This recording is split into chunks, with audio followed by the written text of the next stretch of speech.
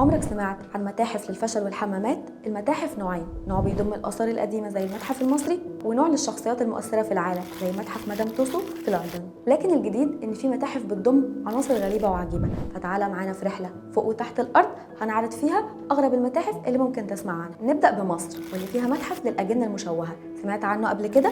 ما ظنش. المتحف ده اسمه متحف نجيب محفوظ، بس مش نجيب محفوظ بتاعنا الأديب العالمي، لكن دكتور النساء والتوليد اللي بالمناسبة هو طبيب الولادة لأديبنا الكبير واللي أديبنا اتسمى على اسمه. المتحف ده اتسمى كده لأن الدكتور نجيب محفوظ كان بيجمع فيه الأجنة المشوهة والأرحام الغير مكتملة. احنا لسه مكملين في المتاحف الغريبة، بس المرة دي مع متحف معمول تحت المية واسمه متحف الكانون في المكسيك، واتعمل للحفاظ على الشعب المرجانية النادرة واللي اتبهدلت بسبب السياح، فعملوا تماثيل ومنحوتات جذابة جدا تحت المياه عشان تاخد الانتباه الزوار، وبكده ضربوا عصفورين بحجر، حافظوا على الطبيعة وعملوا متحف فريد من نوعه. في متحف للكتب الصغيرة موجود في أذربيجان، المتحف دخل موسوعة جينيس لأسباب غريبة. تخيل إن أصغر كتاب في العالم حجمه بيكون أصغر من 7 سنتيمتر، هتحتاج عدسة مكبرة عشان تقراه، وأصغر كتاب موجود هناك هو الكتاب الياباني اسمه أزهار المواسم الأربعة. في كمان متحف مخصوص للمراحيض، أيوة أنت سمعت صح، اليابان عملت متحف بيعرض كل انواع الحمامات وتطور اشكالها عبر العصور. المتحف ده مش مجرد عرض للحمامات،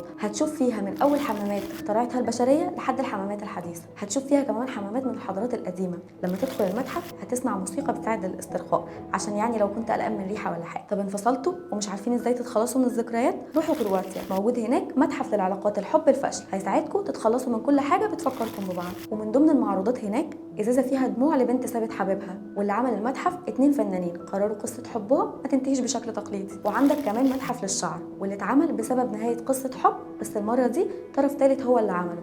واحد قرر يخلد قصه حب صديقه وحبيبته، والفكره جات له لما صاحبه اهداه شعر حبيبته، ولما بنات كتير عرفوا القصه اتبرعوا للمتحف بخصل شعرهم تضامنا مع قصص الحب الفاشله. بعد وجع القلب ده بقى كله، تعالى اديلك جرعه تفاؤل وامل، وان مش من اول تجربه فاشله تستسلم. تخيل ان في متحف في امريكا بيعرض اللوحات القبيحه، ومش قبح عادي، ده ليفل الوحش من القبح عشان المتحف بس يوافق يعرضها، واللي اسسه تاجر انتيكات لفت نظره لوحه مرميه في الزباله، فجات له فكره متحف للفن السيء يعرض القطع الفنيه البشعه. هنسيب امريكا ونروح للسويد، وهناك هنلاقي متحف غريب من نوعه اسمه متحف الفشل، اسسه طبيب نفسي هدفه تغيير نظرتنا للفشل. في المتحف ده هتلاقي منتجات فاشله كتير لشركات كبرى زي ابل. وبعد ما عرفت جزء من المتاحف الغريبه واللي انا شايفه اكتر حاجه مناسبه نفسك يتعمل لها متحف مخصوص.